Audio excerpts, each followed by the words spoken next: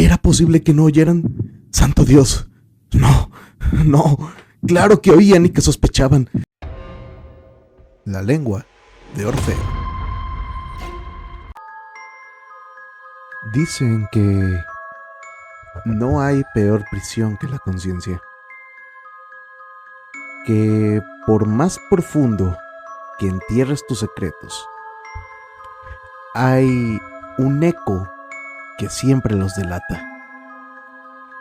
Y es que hay momentos en los que el crimen perfecto no fracasa por la evidencia, sino por el latido incesante de un corazón culpable. Esta noche, en La lengua de Orfeo, nos sumergiremos en uno de los relatos más oscuros y perturbadores del maestro del terror psicológico, Edgar Allan Poe. Un cuento que no necesita fantasmas ni apariciones, porque su monstruo vive en la mente, se alimenta de la obsesión y termina devorado por su propia locura.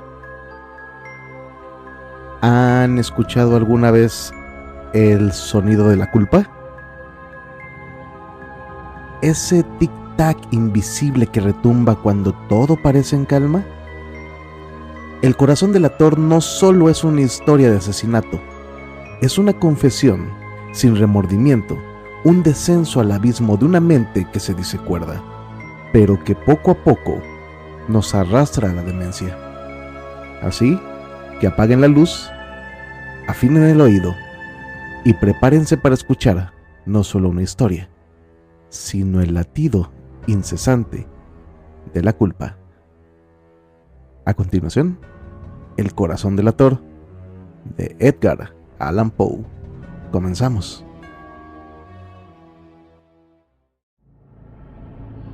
Es cierto, siempre he sido nervioso, muy nervioso, terriblemente nervioso. Pero, ¿por qué afirman ustedes que estoy loco? La enfermedad había agudizado mis sentidos en vez de destruirlos y embotarlos, y mi oído era el más agudo de todos. Oía todo lo que pudiese oírse en la tierra y en el cielo. Muchas cosas oí en el infierno. ¿Cómo puedo estar loco entonces? Escuchen y observen con cuánta cordura, con cuánta tranquilidad les cuento mi historia. Me es imposible decir cómo aquella idea me entró en la cabeza por primera vez, pero una vez concebida, me acosó noche y día. Yo no perseguía ningún propósito, ni tampoco estaba colérico. Quería mucho al viejo. Jamás me había hecho nada malo. Jamás me insultó. Su dinero no me interesaba. Me parece que fue su ojo. Sí, eso fue. Tenía un ojo semejante al de un buitre. Un ojo celeste y velado por una tela. Cada vez que lo clavaba en mí, se me helaba la sangre. Y así, poco a poco, muy gradualmente, me fui decidiendo a matar al viejo y librarme de aquel ojo para siempre. Presten atención ahora. Ustedes me toman por loco, pero los locos no saben nada. En cambio, si hubieran podido verme, si hubieran podido ver con qué habilidad procedí, con qué cuidado, con qué previsión, con qué disimulo me puse a la obra. Jamás fui más amable con el viejo que la semana antes de matarlo. Todas las noches, hacia las 12, hacía yo girar el picaporte de su puerta y la abría. Oh, tan suavemente. Y entonces, cuando la abertura era lo bastante grande para pasar la cabeza, levantaba una linterna sorda, cerrada, completamente cerrada, de manera que no se viera ninguna luz, y tras ella pasaba la cabeza. Ustedes se hubieran reído al ver cuán astutamente pasaba la cabeza. La movía lentamente, muy lentamente, a fin de no perturbar el sueño del viejo. Me llevaba una hora entera introducir completamente la cabeza por la abertura de la puerta, hasta verlo tendido en su cama. ¿Eh? ¿Es que un loco hubiera sido tan prudente como yo? Y entonces, cuando tenía la cabeza completamente dentro del cuarto, abría la linterna cautelosamente, Oh, tan cautelosamente, sí, cautelosamente iba abriendo la linterna, pues crujían las bisagras. La iba abriendo lo suficiente para que un solo rayo de luz cayera sobre el ojo del buitre. Y esto lo hice durante 7 largas noches. Cada noche, a las 12, pero siempre encontré el ojo cerrado y por eso me era imposible cumplir mi obra, porque no era el viejo quien me irritaba, sino el mal de ojo.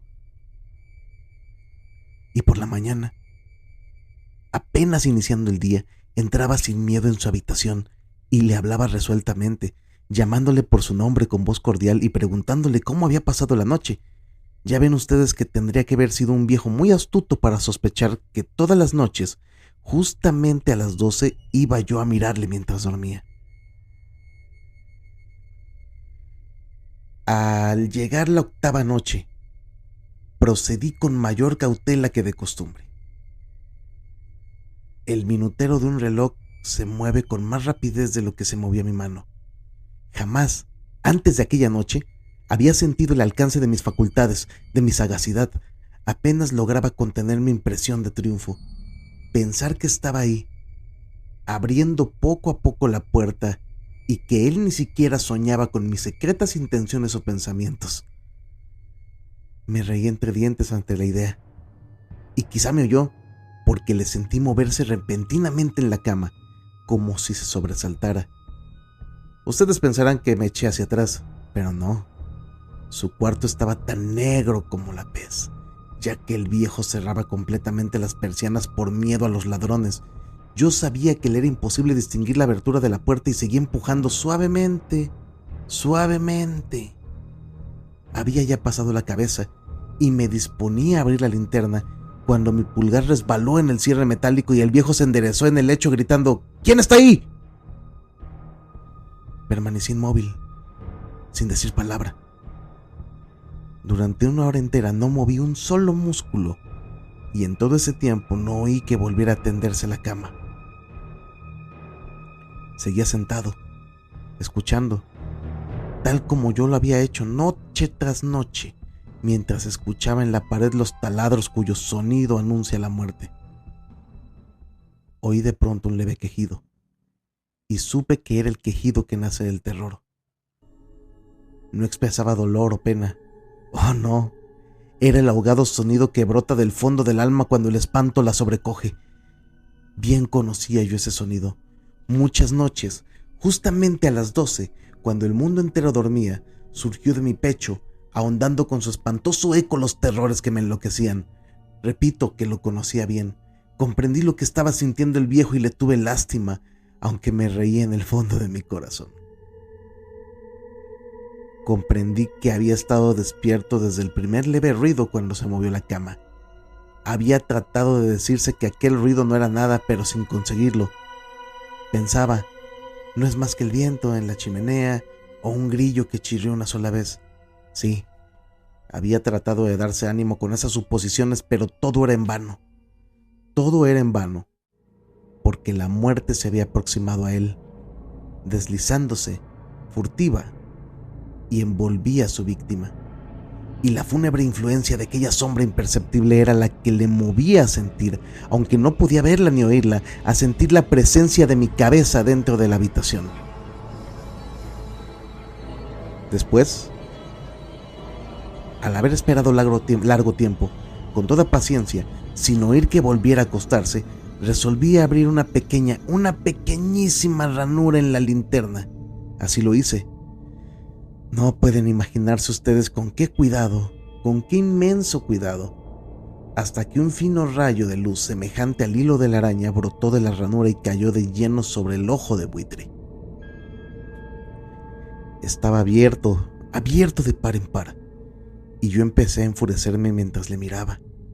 Le vi con toda claridad, de un azul apagado y con aquella horrible tela que me helaba hasta el tuétano, pero no podía ver nada de la cara o del cuerpo del viejo, pues, como movido por un instinto, había orientado el haz de luz exactamente hacia el punto maldito.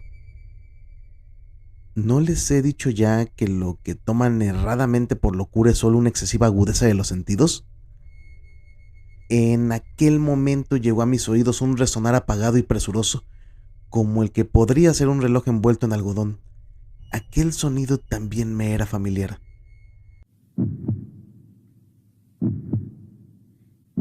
Era el latir del corazón del viejo.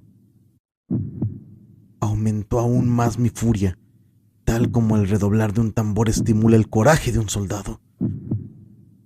Pero incluso entonces me contuve y seguí callado. Apenas si respiraba. Sostenía la linterna de modo que no se moviera, tratando de mantener con toda firmeza posible el haz de luz sobre el ojo. Entretanto, el infernal latir del corazón iba en aumento. Se hacía cada vez más rápido, cada vez más fuerte, momento a momento. El espanto del viejo tenía que ser terrible, cada vez más fuerte, más fuerte. ¿Me siguen ustedes con atención? Les he dicho que soy nervioso, sí lo soy, y ahora, a medianoche, en el terrible silencio de aquella antigua casa, un resonar tan extraño como aquel me llenó de un horror incontrolable. Sin embargo, me contuve todavía algunos minutos y permanecí inmóvil, pero el latido crecía cada vez más fuerte, más y más fuerte. Me pareció que aquel corazón iba a estallar y una nueva ansiedad se apoderó de mí. Algún vecino podía escuchar aquel sonido. La hora del viejo había sonado. Lanzando un alarido, abrí del todo la linterna y me precipité en la habitación. El viejo clamó una vez, nada más que una vez. Me bastó un segundo para arrojarle al suelo y echarle encima el pesado colchón. Sonreí alegremente al ver lo fácil que me había resultado todo, pero durante varios minutos el corazón siguió latiendo con un sonido ahogado. Claro que no me preocupaba, pues nadie podía escucharlo a través de las paredes. Cesó por fin de latir. El viejo había muerto. Levanté el colchón y examiné el cadáver. Sí, estaba muerto, completamente muerto. Apoyé la mano sobre el corazón y la mantuve así largo tiempo. No se sentía el menor latido. El viejo estaba bien muerto. Su ojo no volvería a molestarme. Si ustedes continúan tomándome por loco, dejarán de hacerlo cuando les describa las astutas precauciones que adopté para esconder el cadáver. La noche avanzaba, mientras yo cumplía mi trabajo con rapidez, pero en silencio. Ante todo, descuarticé el cadáver. Le corté la cabeza, brazos y piernas. Levanté luego 3 planchas del piso de la habitación y escondí los restos en el hueco. Volví a colocar los tablones con tanta habilidad que ningún ojo humano, ni siquiera el suyo, hubiera podido advertir la menor diferencia. No había nada que lavar, ninguna mancha, ningún rastro de sangre. Yo era demasiado precavido para eso. Una cuba había recogido todo. Cuando hube terminado mi tarea, eran las 4 de la madrugada, pero seguía tan oscuro como a medianoche. En momentos en que se oían las campanadas de la hora, golpearon a la puerta de la calle. Acudí a abrir con toda tranquilidad, pues, ¿qué podía temer ahora? Hallé a 3 caballeros que se presentaron muy civilmente como oficiales de policía. Durante la noche, un vecino había escuchado un alarido, por lo cual se sospechaba la posibilidad de algún atentado. Al recibir este informe en el puesto de policía, habían comisionado a los 3 agentes para que registraran el lugar. Sonreí, pues, ¿qué tenía que temer? Di la bienvenida a los oficiales y les expliqué que yo había lanzado aquel grito durante una pesadilla. Les hice saber que el viejo se había ausentado a la campaña. Llevé a los visitantes a recorrer la casa y los invité a que revisaran bien. Finalmente, acabé conduciéndolos a la habitación del muerto. Les mostré sus caudales intactos y cómo cada cosa se hallaba en su lugar. En el entusiasmo de mis confidencias traje sillas a la habitación y pedí a los 3 caballeros que descansaran allí de su fatiga, mientras yo mismo, con la audacia de mi perfecto triunfo, colocaba mi silla en el exacto punto bajo el cual reposaba el cadáver de mi víctima. Los oficiales se sentían satisfechos. Mis modales los habían convencido. Por mi parte me hallaba perfectamente cómodo. Sentáronse y hablaron de cosas comunes mientras yo les contestaba con animación. Mas al cabo de un rato, empecé a notar que me ponía pálido y deseé que se marcharan. Me dolía la cabeza y creía percibir un zumbido en los oídos, pero los policías continuaban sentados y charlando. El zumbido se hizo más intenso. Seguía resonando y era cada vez más intenso. Hablé en voz muy alta para librarme de esa sensación, pero continuaba lo mismo y se iba haciendo cada vez más clara. Hasta que al fin me di cuenta de que aquel sonido no se producía dentro de mis oídos. Sin duda debí ponerme muy pálido, pero seguí hablando con creciente soltura y levantando mucho la voz. Empero, el sonido aumentaba. ¿Y qué podía hacer yo? Era un resonar apagado y presuroso, un sonido como el que podría ser un reloj envuelto en algodón. Yo jadeaba, tratando de recobrar el aliento, y sin embargo los policías no habían oído nada. Hablé con mayor rapidez, con vehemencia, pero el sonido crecía continuamente. Me puse en pie y discutí sobre insignificancias en voz muy alta y con violentas gesticulaciones. Pero el sonido seguía creciendo continuamente. ¿Por qué no se iban? Anduve de un lado a otro, a grandes pasos, como si las observaciones de aquellos hombres me enfurecieran. Pero el sonido crecía continuamente. ¡Oh, Dios! ¿Qué podía hacer yo? Lancé espumarajos de rabia, maldije, juré. Balanceando la silla sobre la cual me había sentado, raspé con ellas las tablas del piso, pero el sonido sobrepujaba a todos los otros y crecía sin cesar. Más alto, más alto, más alto. Y entre tanto los hombres seguían charlando plácidamente y sonriendo. ¿Era posible que no oyeran? ¡Santo Dios! No, no. Claro que oían y que sospechaban. Sabían y se estaban burlando de mi horror. Sí, así lo pensé y así lo pienso hoy, pero cualquier cosa era preferible a aquella agonía. Cualquier cosa sería más tolerable que aquel escarnio. No podía soportar más tiempo sus sonrisas hipócritas. Sentí que tenía que gritar o morir. Y entonces, otra vez, escuchen, más fuerte, más fuerte, más fuerte. ¡Basta ya de fingir, malvados! Aullé. Confieso que lo maté. Levanten esos tablones. Ahí, donde está latiendo su horrible corazón.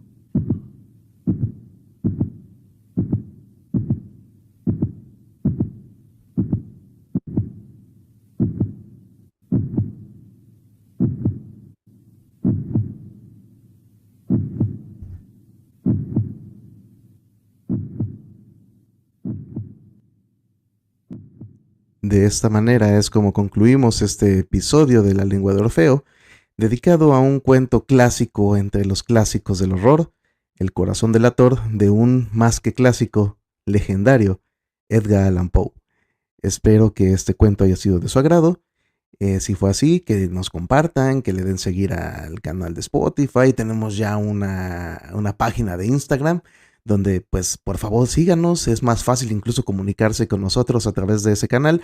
Déjenos saber sus comentarios, sus opiniones, sus sugerencias, sus críticas incluso, para poder trabajar en mejorar este espacio dedicado a contar historias para todos y cada uno de ustedes.